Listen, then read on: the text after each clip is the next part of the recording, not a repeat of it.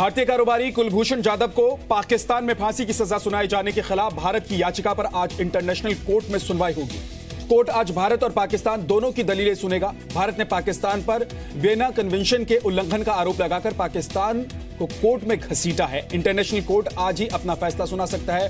इस खबर पर हम तकनीकी विश्वसनीयता के साथ पुष्ट खबरों से आपको अपडेट कर रहे हैं। इस खबर को समझाने के लिए एक्सपर्ट की राय भी आप तक पहुंचाई जा रही है।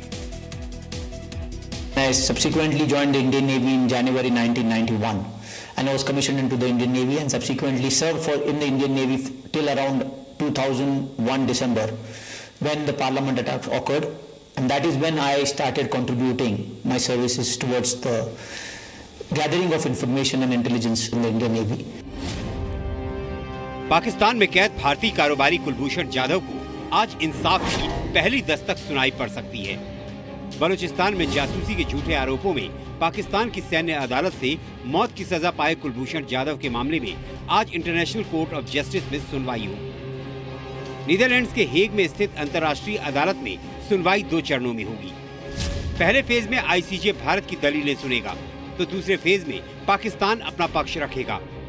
15 तारीख को इंटरनेशनल कोर्ट ऑफ जस्टिस ने 2 डिफरेंट टाइमिंग स्लॉट भारत और पाकिस्तान के लिए, भारत को 1:30 बजे से 5 बजे तक टाइमिंग स्लॉट दिया है और पाकिस्तान को 6 बजे से 8 बजे तक टाइमिंग स्लॉट किया है।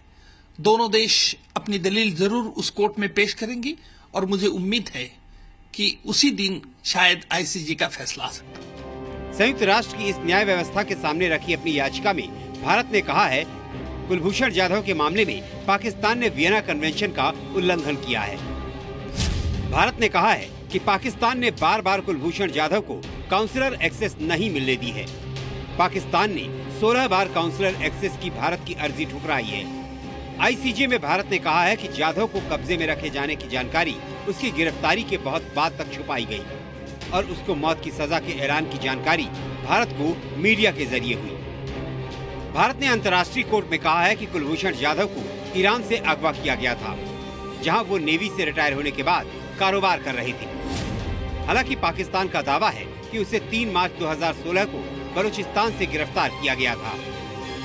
पाकिस्तान अपनी तरफ से प्रमाण जो पेश करेगा आईसीजे की तरफ वो वही होगा, क्योंकि उसका जो स्टेटमेंट जो एक बार आया था, जो कि टीवी पर रिकॉर्ड हुआ था, वो पढ़ रहा है, जो कहा गया उसे वो एक प्रमाण देगा, प्रमाण के रूप में कि वो खुद स्वीकार कर लिया उसने। उसके बाद वो बदनाम करना चाहेंगे भारत को बलूचिस्तान के मामले को लेकर के, कि बलूचिस्तान में जो वहां पर खलबली मची है, वहां जो बगावत जो है, विद्रोह जो है, उसमें इसका हाथ है और ये हिंदुस्तान की ओर से भड़का रहा है उसे। अंतर्राष्ट्रीय कोर्ट ने भारत की अर्जी पर कुलभूषण जाधव की फांसी पर अंतरिम रोक लगाई है। भारत कूटनीतिक तौर पर पहले ही पाकिस्तान से कह चुका है कि अगर कुलभूषण को फांसी हुई तो भारत के लोग और सरकार इसे पूर्व नियोजित हत्या मानेंगे।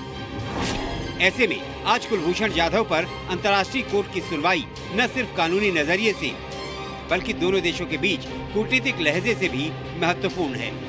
भारत अब से पहले पाकिस्तान में निर्ममता से मारे गए अपने युद्धबंदी कैप्टन सौरभ कालिया के मसले पर अंतर्राष्ट्रीय कोर्ट में नहीं गया था।